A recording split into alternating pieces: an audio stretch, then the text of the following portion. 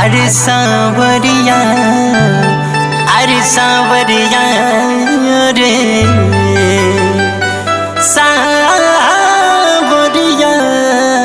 सांवरिया सांवरिया। आई भैया उस समय के बाद बा जब प्रभु श्री रामचंद्र जी बाली वध कैले बनी। ओ बेरा बाली जन बा पृथ्वी पर लेटल बा। ओ बेरा तारा आके रोहतड़ी कहतड़ी कि हे प्रभु रउआ तो जन बा तीनों लोक में सबसे महावीर रनियो, तो कौन ऐसा जन बा योद्धा रउरा के मार के गिरा दलस। बाली कहता तारा जी से कहता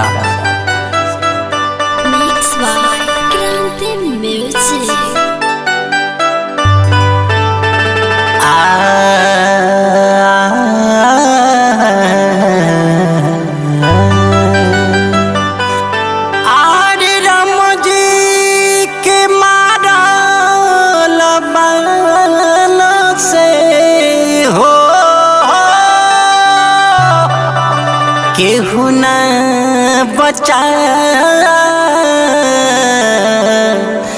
वेला राम जी के मारल बन से, राम जी के मारल बन से केहू न बचा वेला केहू न बचा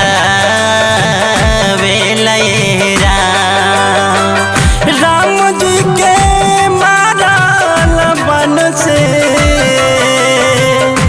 केहू न बचा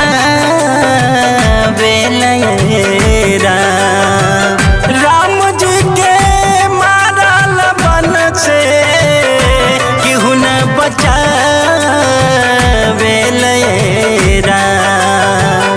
राम जी के मारल बन से, राम जी के मारल बन से केहू न बचा वेला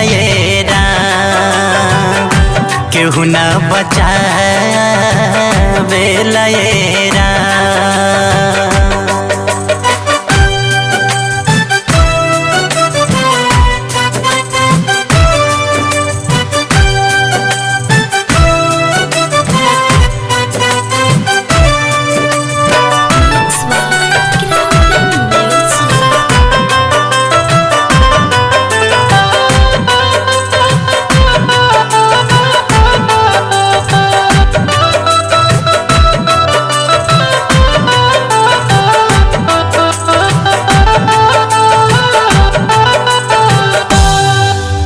लूट पाट या झूठ झटाई उनका खाता में चढ़ी जाई।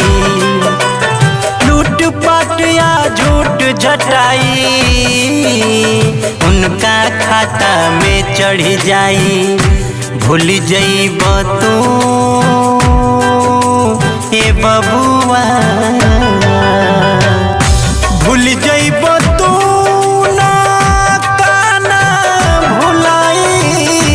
भूल जइब तू ना काना भुलाई, एक दिन दिहे बकवाई। राम जी के मारल बन से, राम जी के मारल बन से केहू न बचा वेला केहू न बचा वेला।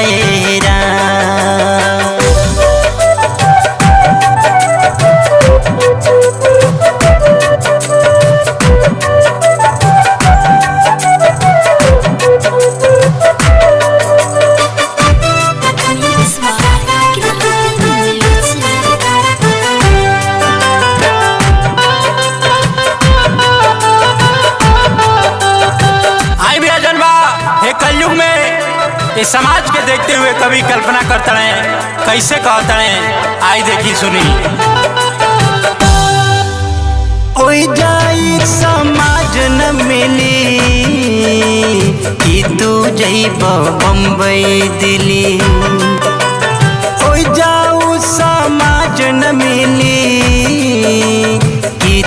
जइब मुंबई दिल्ली बाप भाई माई हे बबुआ बाप भाई माई केहू ना संग में बाप भाई माई केहू ना संग में ना लइका ना लुगाई राम जी के मारल बन से राम जी के मारल बन से केहू ना बचा बेलरा केहू ना बचा बेलरा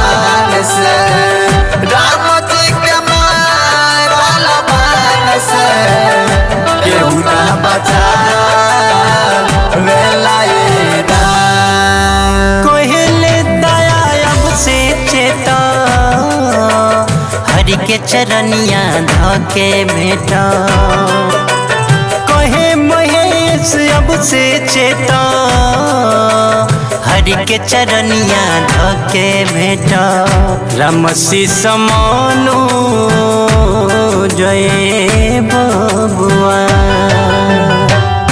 राम समानो बड़या ज्ञानवा राम समानो बड़या ज्ञानवा कृपा दिन बरसाई राम जी के मारल बन से राम जी के मारल बन से केहू ना बचा बेलरा केहू ना बचा बेलरा।